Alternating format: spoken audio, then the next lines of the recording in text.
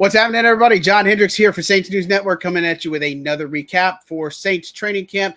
Day 12 is in the books. We'll hop into it very shortly. But as always, we want to thank Justin Burgess of Ben Pro for sponsoring today's show. If you have a business in the greater New Orleans region and need help with employee benefits or health insurance, give my guy Justin a call. He'll take really good care of you. 504-888-8038. Again, Justin Burgess over at Ben Pro. Well, it's Wednesday, my dudes. A lot of fun action. Wednesday inside a little bit to start for Saints training camp, and then transitioning outside for a select group of fans that were in attendance. I believe it was specialty guests, suite holders and such. So they got to see a little bit of practice. And so that's always a good thing. And so just keep in mind that tomorrow's practice that was scheduled for the public is definitely closed because of the heat. They should be indoors the whole time. And, we've got tomorrow and Friday, and then team walkthrough on Saturday we won't be a part of, and then there's a preseason game on Sunday right around the corner, and we are a week away from being in California. Thursday is going to be the joint practices. We leave and we'll be out there next Wednesday, but joint practices with the Chargers on Thursday and Friday, and then they got that game Sunday. So a lot of things coming to the table very quickly for this team. Let's start. As always, what we do to recap is we'll talk about attendance. So not too many new things developed as far as who wasn't there. Traquan Smith, Rashid Shaheed have not been at practice. They're dealing with groin injuries. Demario Davis is dealing with a calf injury. Coda Martin was dealing with an ankle injury. He got waived injured today. The team signed J.P. Holtz, familiar face from last year, played a lot of different roles for the team, fullback, tight end, special teams. He's back in the building because Jesse James is another one. He's dealing with a groin, wasn't at practice. Lucas Kroll's dealing with the tailbone. He wasn't at practice. And then Andres Pete dealing with the quad. Now, if you've missed it, we have told you there's reason for optimism that Demario Davis has been in the facility. Same thing with Andres Pete. Pete was actually saw him in the weight room today, so that was a good sign for him. I saw Demario the other day, and so steps in the right direction. And no need to panic, really, if these guys were not present for practices, or not they were present, but present in the facility, I'd be a lot more concerned. So interestingly enough, team put out their unofficial depth chart that we make all the assumptions and conclusions from. And one of the biggest takeaways I think that I had before we dive into some of these notes is the fact that, you have Trevor Penning at left tackle, kind of what we talked about. Andres Pete or it's James Hurst or Andres Pete at left guard.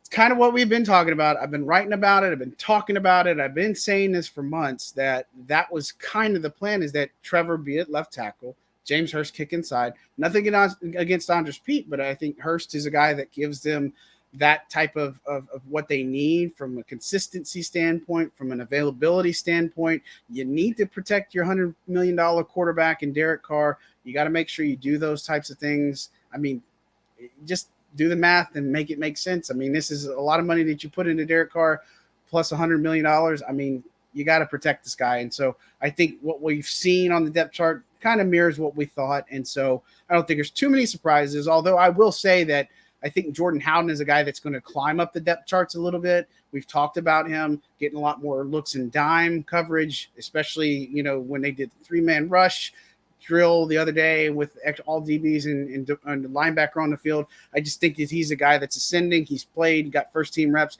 They're basically throwing everything they can at him just to see how he handles it. And I think he's done a pretty good job so far. We'll see. Time will tell. But on to practice. So we covered the injuries and attendance. It'd be tough to say that any of those players that have been missing are going to see any action on Sunday. Dennis Allen said that he is going to play the starters in preseason, at least for the first game. We don't know how long. We don't know what that's going to look like. I think it's 1 or 2 series maybe at most, and then we'll see a lot of Jameis Winston, Taysom Hill maybe, and then plenty of Jake Haener, because we've been talking this guy up a lot. He's looked really good in practice, very comfortable. I'm really excited to see him and see what he is going to be able to do in a real game situation. So, this is the type of thing where we're just a few days away from that happening. And, I think it's going to get a lot of questions answered. And look, what happens is once training camp, like before training camp, there's a lot of limited eyes. But now the game shifts. It's going to be on NFL Network if you didn't know. So the game is actually broadcast locally here on WVU, Fox 8. And so you'll get Joel Myers, John Stinchcomb, and Aaron Summers on the call. That's supposed to be the feed when you tune into NFL Network, because it's going to be one of those broadcast games. So what I'm saying is that once you see it, you're going to be able to kind of, I guess, formulate your own opinions, or, you see what you see in film or and such. And once that all 22 comes out, then it's kind of fair game for everybody. But, not that it's a bad thing, but you're going to see the tail of the tape, and you're going to see what we kind of see on things and make evaluations and stuff. But, it's been a good camp so far. Today, pretty lively, a lot of team, a lot of run stuff, run type of plays and stuff, run stuffs. We'll get into those in a minute too, but really active day for Taysom Hill, Jimmy Graham. Jimmy Graham caught all 6 of his targets. Taysom Hill at one point was targeted 4 straight time. He caught a lot of balls today, 7-on-7 and team. Look, this is one of those things where I think people were waiting to see, okay, Jimmy, he's back. We went from this can't be serious to really how much does he have left in the tank to, man, we're starting to see a little bit of vintage Jimmy. And then today was like, okay, Jimmy can probably handle a little bit of a target share and load. So I'm really anxious to see how he does, hooking up with a lot of different ones, whether it was Carr or Winston, that's obviously a good thing to see, and so I think that when it comes down to it, and also, with Hainer late, that was another one that he hooked up with. So all of the quarterbacks getting familiar. I don't know if I'd say he's just going to be a red zone target. I think that remains to be seen, but I think he's somebody that can play still at a pretty good level. Won't say he's going to be a Travis Kelce. I don't know, but I think this tight end room, and we've talked about this too before, has the potential to be one of the better rooms out there, because you've got, and it's unknowns, because Foster Moreau, Juwan Johnson, Taysom Hill, Jimmy Graham. I mean, this is a really unique room, and Juwan is coming off of a good year. He's a converted wide receiver. Foster Moreau is probably the only true tight end where he does a lot of the dirty work and stuff. Not that Juwan doesn't, or Jimmy doesn't, or Taysom can't, but when you look at traditional, they don't really have a lot of traditional players there at that tight end position. So going to be interesting to see, but a very, very active day for Taysom Hill and Jimmy Graham in the receiving department. So good things to see. I will tell you that one of the things I feel encouraged about is the run defense, run support. One of the observations, I thought this team early on looked like they might be a better outside running team, whether it's stretches, tosses, whatever the case. And we've seen a lot more of that in training camp, and I still think that's true when you got like Alvin and Jamal and Williams in there and stuff. But, just interior wise, I think a lot of people were probably overlooking this unit. I know the guys behind Cam Jordan. I mean, Colin Saunders said this today. The guys behind Cam Jordan, who are they? Like, they just, not many people know that they're not household names. Nobody knows who Carl Granderson is. Nobody knows who Peyton Turner is. Nobody knows Colin Saunders or Kyle Phillips or, Nathan Shepard or Jack Heflin or, Prince Emily or Jerron Cage, those types of guys.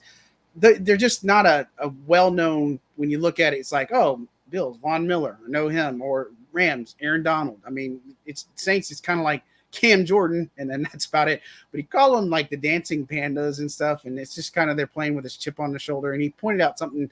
It's like, well, in Washington, they got a bunch of first-round picks, so the ceiling's kind of high for them where, they're expected to produce. And so for this unit, he's really taking to young guys like Jerron Cage and be a mentor and just kind of help develop that line. So I'm really interested to see, but I think they've been pretty good in the run defense interior. It's not just like a Colin Saunders, it's Malcolm Roach, I think, is playing at a high level. Nathan Shepard's doing some pass rush, making some run stops. And Dennis Allen even said after practice that he believes this is a lot more athletic group. And I would tend to agree. Colin Saunders, even though he was listed, we said it the other week, 324, he's playing in 315, 318 range. The dude is moving. Like, it's very, like, you just look at this guy and say, there's no way a big man like that can move. Yeah, he can. So I'm really excited about that. As far as it goes, Blake Gillikin punted today. I think he had some pretty ones. But what I would say in special teams is Will Lutz, 9-9 today. They put him in 3 game-winning situations. So what they did is they simulated where it's in the game, 1:15 on the clock. They're down 2. They need a field goal at least. And so all 3 quarterbacks were able to pilot a drive to put Lutz in field goal range. He hit from 45, from 49, and 47. So he made all 9 of his kicks today. I think it's 41 of 44 44. I know he's only missed 3 times. I have the exact numbers up on Saints News, but I think it's 41 to 44 right now is where he's at. And so, look, I've seen a lot from Will Lutz. I think that he's battled back extremely well.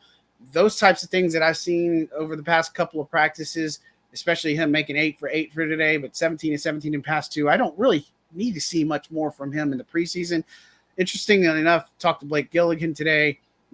Both of them were dealing with some injuries, right? I mean, and I'm not saying they powered through them, right? But some of the things that hinder these kickers and we don't always see or don't always know about, but they're working back, a lot of confidence there. So I'm excited. I think still, if I was to put a roster together today, it's got to be Lutz. It's got to be Gillikin. I'm very interested to see what Lou Hedley does in the preseason. I'm interested to see what Blake Grupe is going to do.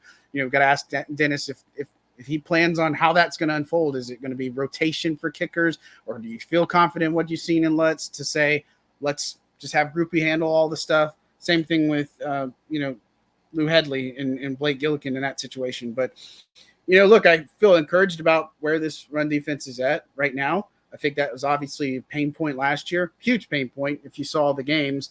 I just don't think it's been the same since they've lost Malcolm Brown in the middle. So I think that it's slowly tailed off, slowly gotten worse. And so now it's, I don't want to say it's liability, but they just got to get better at it. So, but as far as that goes, I mean, overall, I don't know if I'd say it was a super crazy action day. Again, I liked some of the things I saw from Winston and the less in game situation. Again, Taysom Hill, Jimmy Graham, big time. Jake Haener, I think, handled it pretty well. Shaq Davis was a frequent target of his. Thought he looked pretty good too. And look, I think that's kind of really where you stand out, is that you see some things working in the pass game. I'll say this too. 2 hookups today, one from Winston and one from Derek Carr. But Chris Olave, look, I know we've talked a lot about Marshawn Lattimore, and I wrote about Chris Olave too being in that category. But when you look at top for training camp, those have got to be, if Lattimore's not in your number 1, Olave might be there in number 1, but they both have got to be in your top 3. And I wouldn't even say top 5, top 3 of who stood out at training camp. I think they've looked excellent. Olave looks even better. I think he can have a really dominant type of season.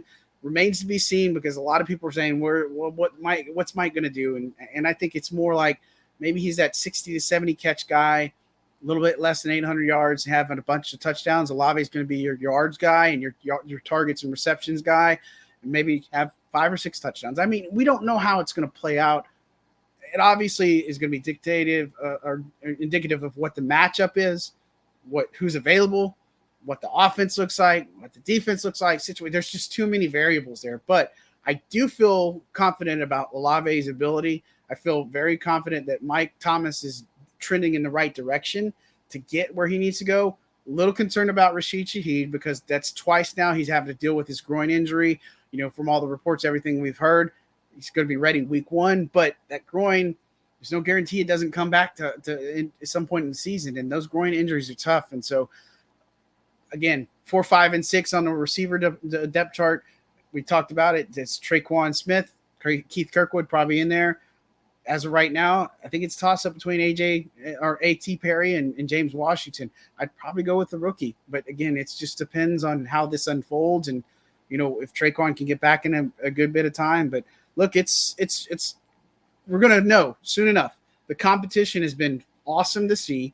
We're just a couple of practices away. Friday's practice is going to be in the Dome, so they get to kind of experience that new turf a little bit, and we get to see some of the renovations and such up close and personal. And so, again, it's an exciting time for Saints football. Probably the most optimistic I've felt in a couple of years. I've said that plenty of times, but good practice overall. Nothing crazy as far as the injury front. We'll see if this team, and last thing we'll talk about, we'll see if Anthony Barr is a real, person, a real transaction that'll materialize, I guess. Kareem Hunt, interesting that people heard it. And look, I just saw that Marlon Mack was out for the year, ruptured Achilles. That's now another appealing place that Kareem Hunt might look. I know they got James Conner, but they're going to need a number 2 or number 3, somebody on that. And so I get it. Colts is an appealing option. This is a guy that used to be a starter for a team. Big part of the Browns offense, big part of the Chiefs offense. I don't blame him. I get it. I understand. As far as Barr goes, look, I think it's something that maybe can materialize. He's got some other visits going, but as always, we're going to see. We'll find out really soon. The team's always in the market for players, right? And so hopefully, fingers crossed, they don't have a lot of injuries to deal with from now until next week, but they're part of the game. So we'll see. And we'll talk more about what we're looking for and all that stuff. Much more on Saints News Network, saints.media or si.com/NFL/Saints. Also check out our video section. All the interviews are up. These recaps go up there. It's all on YouTube. We also got podcast stuff. Also, if you're going to the game on Sunday, you haven't got a ticket, be sure to use my code HENDRIX, HENDRIX on SeatGeek, to get $20 off of your first order with SeatGeek. Great chance, score some good tickets. Preseason game, it's not going to have as much craziness as what a regular season game will, like that season opener against the Titans. John Hendricks signing out. Again, thank you to Justin Burgess of Ben Pro for producing today's show. Appreciate you guys. As always, thanks so much.